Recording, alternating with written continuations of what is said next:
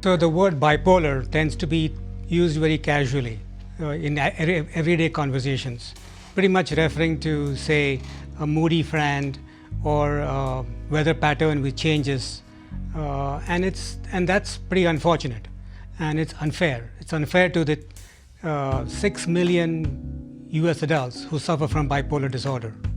That's about 3% of the population. That's quite a number.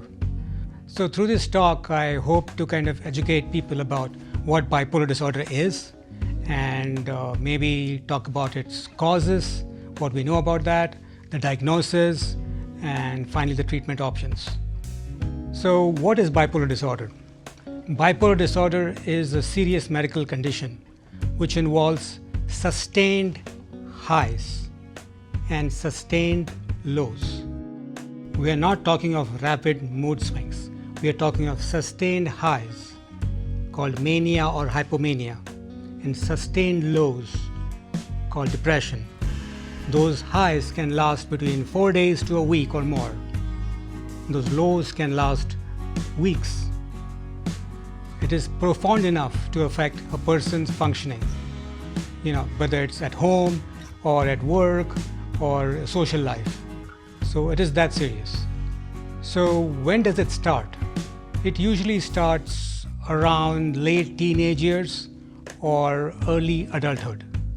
The average age of onset is around 25 years. In the 1990s and early 2000s, there was an increase in bipolar disorder diagnosis. And that was because a lot of kids with temper tantrums were being diagnosed as having bipolar. That got the American Psychiatric Association worried to the point that they actually created a new diagnosis called DMDD to try and make sure that these kids didn't get mislabeled and misdiagnosed as bipolar. So the point being that bipolar disorder is a disorder, can occur in kids, but the age of onset is late teenage years or early adulthood.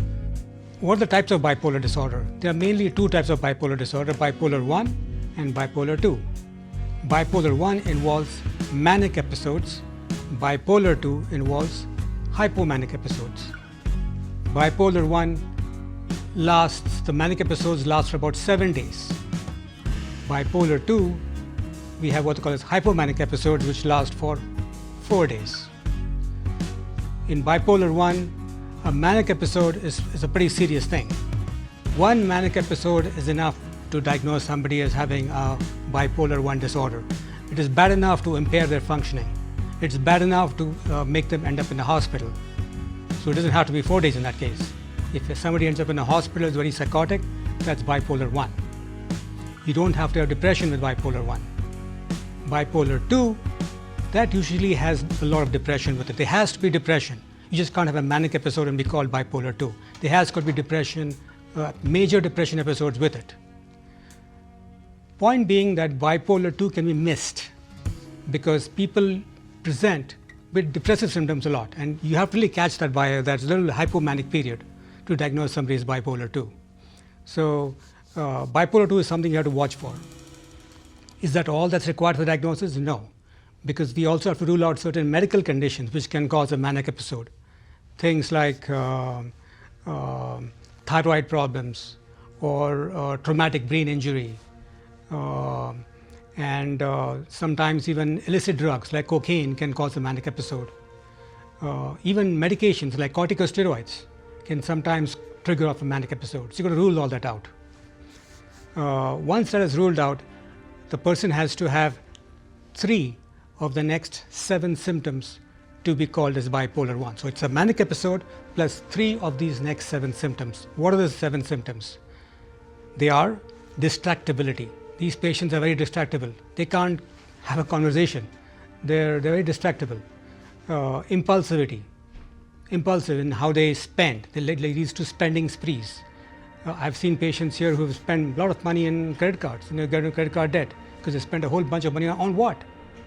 Nothing really. It just felt like spending. So impulsivity is also is the next criteria. Then grandiosity. Grandiosity is the feeling of inflated self-esteem. It can reach levels of person thinking that they are superhuman, or even God, or even psychotic. So grandiosity is the next thing. Racing thoughts. people can't shut their mind off. Their thoughts just keep racing. That's the next criteria. Agitation, where it's purposeless, without any direction, just agitation. And then sleep issues. It's not that they can't sleep, it's that they just don't feel the need to sleep. They feel rested. 3 hours of sleep is enough, and then they feel rested. And finally, talkativeness. They talk a lot and can't stop from talking. So these are the 7 criteria: distractibility, impulsivity, grandiosity, rapid racing thoughts, agitation, sleep issues, and talkativeness. You've got to have 3 of these 7 along with the manic history to be diagnosed as bipolar disorder. So that is how the diagnosis is made. So what causes bipolar disorder? We don't know for sure, but there are a couple of clues.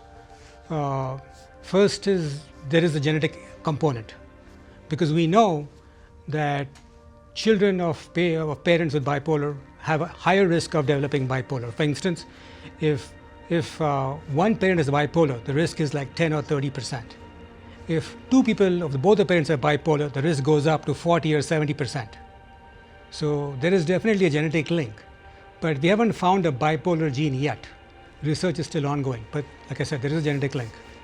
There are also structural abnormalities in the brain of bipolar patients. The amygdala and in the prefrontal cortex, there are some changes. There are changes in the neural circuits. In dopamine, serotonin, norepinephrine levels can change, and that disruption causes mood swings. And finally, there are some environmental stresses, the 4 S's. Important to know because these things can trigger off manic episodes. Substance abuse, stresses like losses or breakups, seasonal pattern changes, and the sleep issues. If you don't sleep very well, then you can have a manic episode. So these are the 4 S's which can trigger up a manic episode. So finally, going on to treatment. How do we treat bipolar disorder? Well, the main problem with bipolar is mood swings. So, we generally use medications which are called as mood stabilizers. The mood stabilizers stabilize the mood, so the person doesn't have these kinds of manic episodes. The medications, which are mood stabilizers, are of 2 types. The regular mood stabilizers, things like lithium, Depakote, Tegretol, been using since 1950s, and the newer medications called the atypical antipsychotics, which have been used more recently in the past 10 to 15 years. Both are equally effective. Sometimes you use one, sometimes you use the other, and sometimes you use a combination. Whatever it takes to keep the mood level. That is the main purpose of the medications, is to stabilize a person's mood. The next thing with medications is antidepressants. Sometimes you add medications to help depression. With that, we've got to be a little careful, because if you don't stabilize the mood and put the medication to help depression, you can trigger off a manic episode. So the mood stability comes first, and then we add an antidepressant. And then, of course, there are certain other medications we can add to help with anxiety and sleep issues, because they go along with with this disorder. So medications are one line of treatment. Psychotherapy is something else which can help too.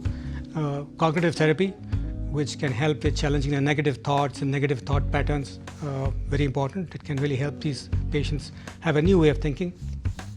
Social rhythm therapy. The body has got a certain rhythm. You get up a certain time, you sleep at a certain time. So, that sleep schedule, we need to make sure that is kept. So to helping patients to try and go with their diurnal flow, keep their sleep schedule is important. That's called as social rhythm therapy. And finally, education, educating patients about the stressors, avoiding things which can trigger off manic episodes, and educating the family. All these things will go a long way to help patients with bipolar. So this is a very treatable condition if diagnosed early and treated early. Early treatment is important. The recovery is so much better. And we have resources here in the Community Counseling Center which can help. We have a good team of psychiatrists, nurse practitioners, nurses, case management. We also have support services to help with substance abuse. So we've got a lot of services which can really help people here with outpatient treatment of bipolar disorder. If a person needs to be in the hospital, there is Southeast Behavioral Hospital nearby. There are also online national support groups like DBSA, Depressive Bipolar Support Alliance, and NAMI, National Alliance of the Mentally Ill. They've got good support groups. So there are resources out there. So I want to end with a quote from Carrie Fisher, the actress from Star Wars, who is one of the lifelong advocates for bipolar disorder. She had bipolar disorder herself, and she suffered from it. And she was very active in helping promote awareness of bipolar. So in other words, bipolar disorder is a great teacher. It's a challenge, but it sets you up for things you would not have believed to be possible. With knowledge, with support and encouragement, hope and healing are short distance away. Thank you.